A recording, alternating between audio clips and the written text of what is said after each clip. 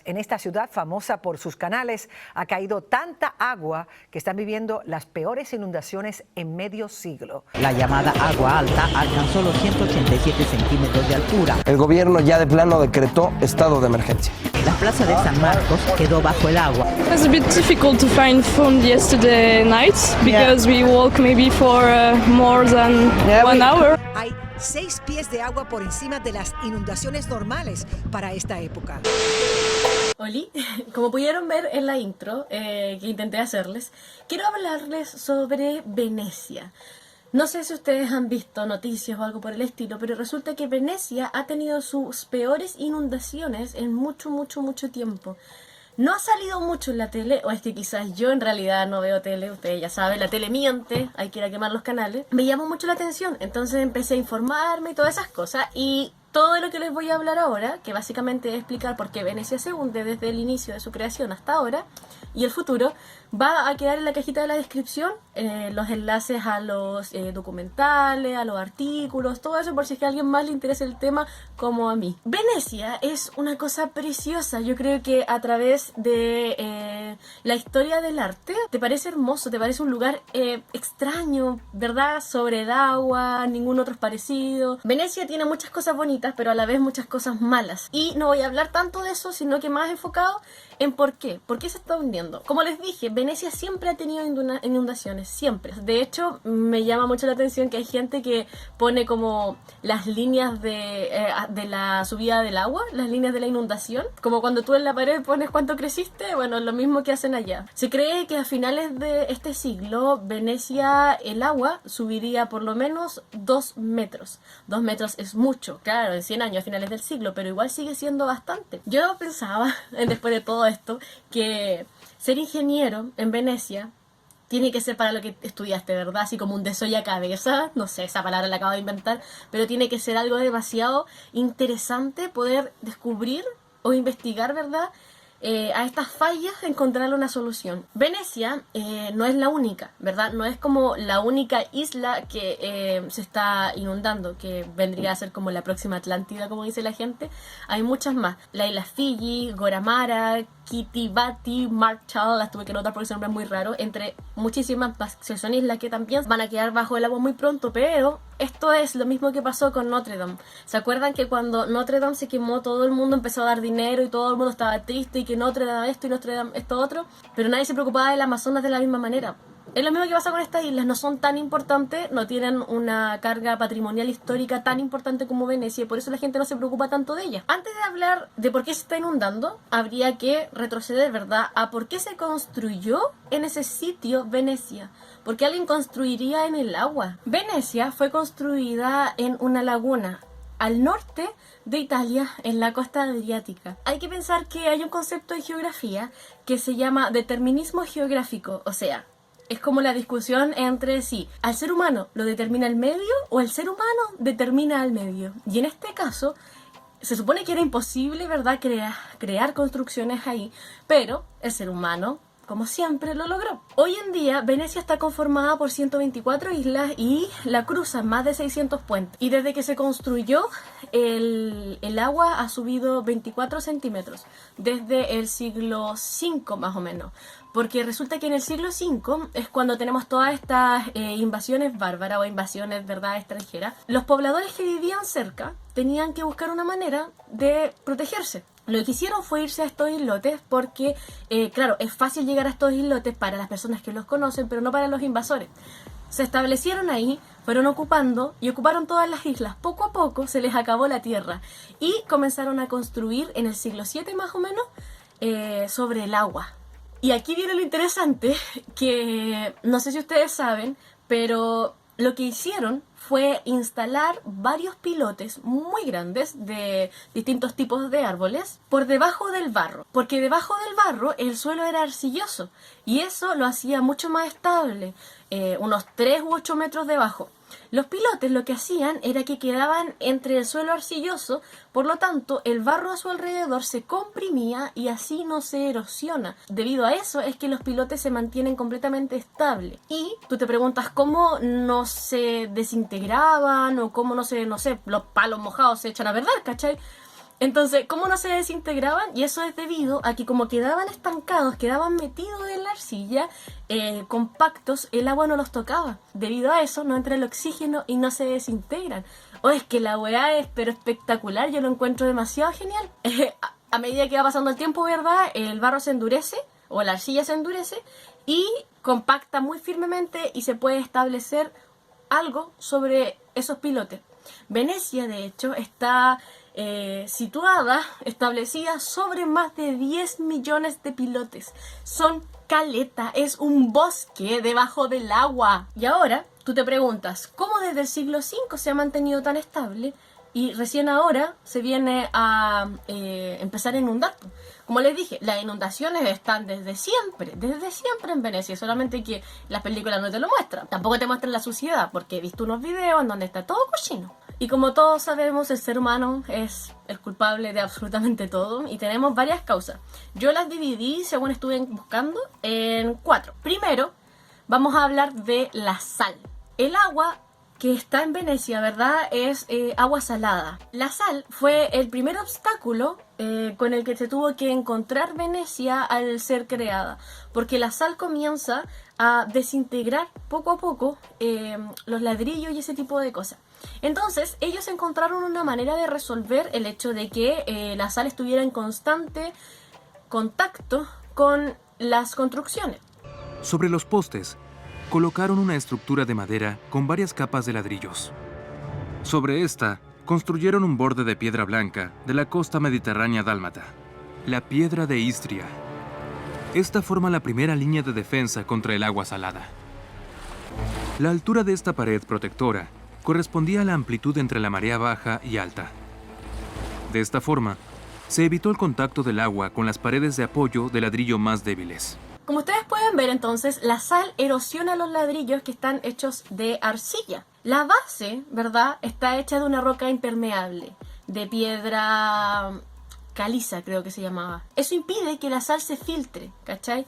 Pero el agua ha empezado a subir con el tiempo más arriba de esa barrera y poco a poco está acercándose a los ladrillos y a la mampostería. Y eso entonces afecta y debilita los ladrillos. Entonces, la sal es una de las cosas que está afectando a Venecia ahora.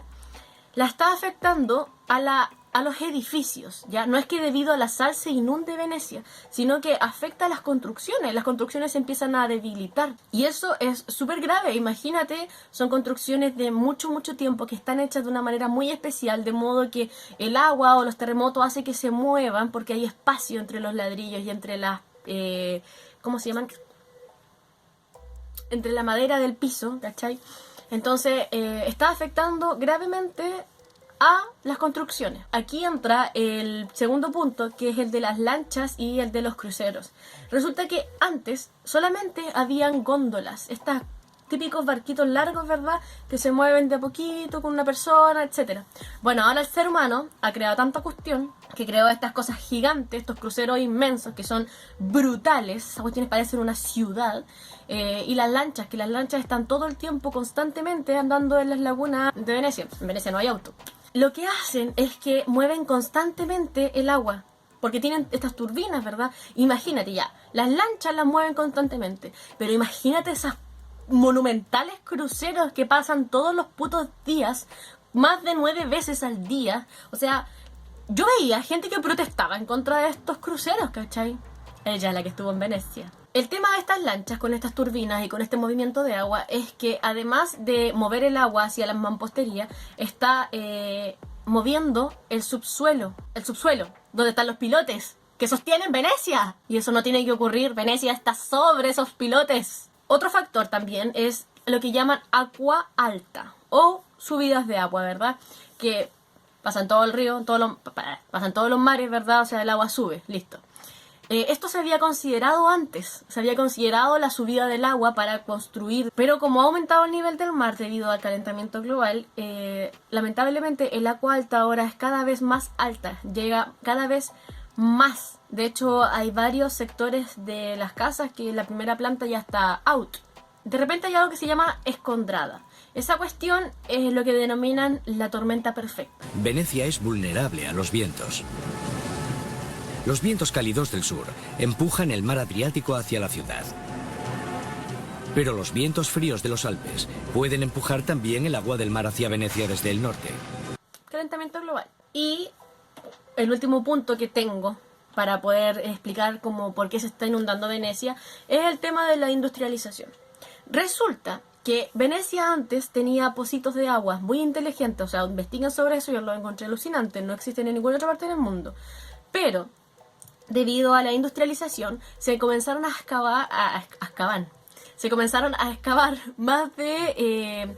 me acuerdo que eran como 8.000 pozos más o menos para sacar agua del fondo de la laguna. Y eso se hacía con bombas de extracción. Y esas bombas lo que hacían era disminuir la presión en las capas de abajo, en las capas subterráneas. ¿Dónde están los malditos pilotes? Perdón, los pilotes están más lejos. Bueno, y ahí, debido a esta presión que ejercían las bombas, se produce como un hundimiento del terreno. Entonces imagínate los pilotes, estamos por acá sacando el agua y se van hundiendo el terreno. Y eso provocó que en 30 años Venecia o el terreno se hundiera en 14 centímetros, lo cual es caleta si te pones a pensar en que están en el agua, en el puto agua. Y en 1966 ocurrió una de las peores inundaciones que Venecia tuvo y a partir de eso se dejó de excavar. Ahora, se supone que no todo es malo, o sea, si Venecia es un tremendo patrimonio, hay que estar buscando la manera de poder resolver esto. Han estado, por ejemplo, restaurando edificios.